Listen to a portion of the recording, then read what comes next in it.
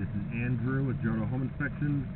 Today is November 13th, 2025, and we are doing a sewer scope here in Salt Lake. We're at 1168 East Parkway Ave. We have the camera pushed out just over 100 feet, so pretty average length of a sewer line.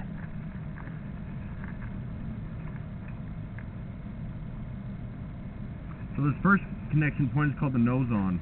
That's where it goes from your lateral line into the main city line. Looks like a good connection there. Those are cobwebs falling off the top of the pipe.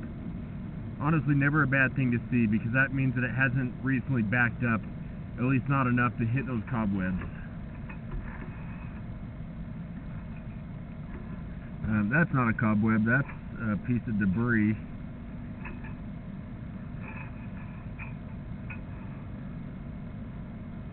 Like a piece of plastic stuck on the pipe for whatever reason. As we get closer, we're going to see some roots, probably just enough that I'd recommend getting it cleaned out.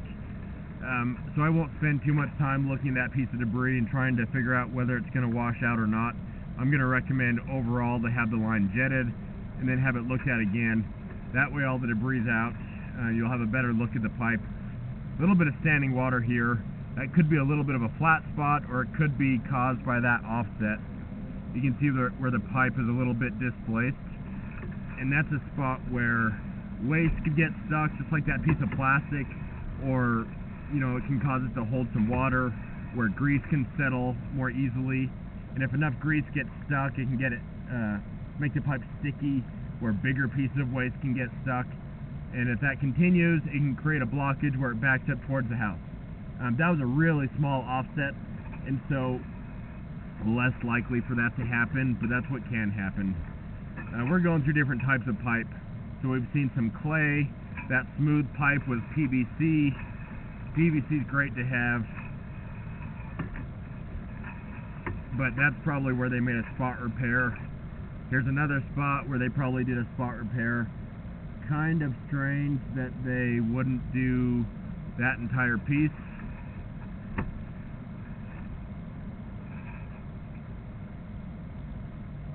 To see what this pipe is. I think it's transite. You have some roots coming through that joint there, and so it'd be good to have those jetted out. There is a clean out. I don't remember seeing it, but that is an access point where you could access the line. Usually they're outside.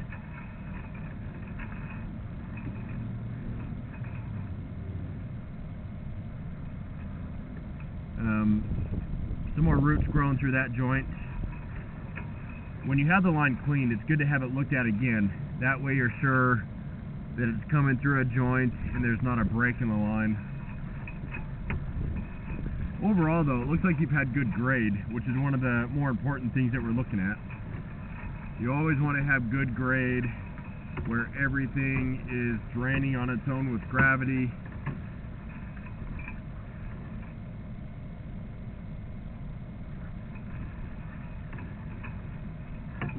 Now we're transitioning to cast iron. Cast iron is usually the weakest link.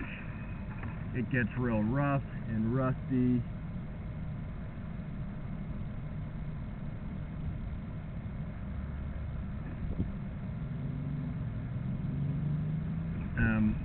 Waste can get stuck on it.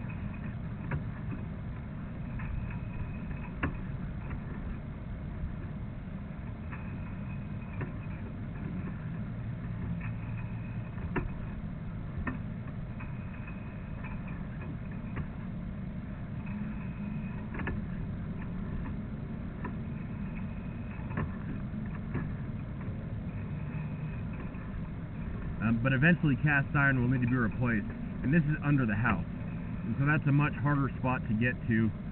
Oh, it looks like a little bit of an offset there, a little bit of separation, but what I was saying is this is all under the house, and so it's a lot harder to get to this cast iron than if it's out in the yard. Out in the yard's also difficult, but you can dig up grass in a lot of ways a lot easier than it is to break out the basement slab where it's all finished space. If you have good grade, You can blow in a liner or pipe burst it, where you push a new pipe through that old pipe. You generally still have to open up some spots, but if you have good grade, which it looked like this one did, that can make it a little bit cheaper when it is time to replace that line. It's hard to predict when that will need to be replaced.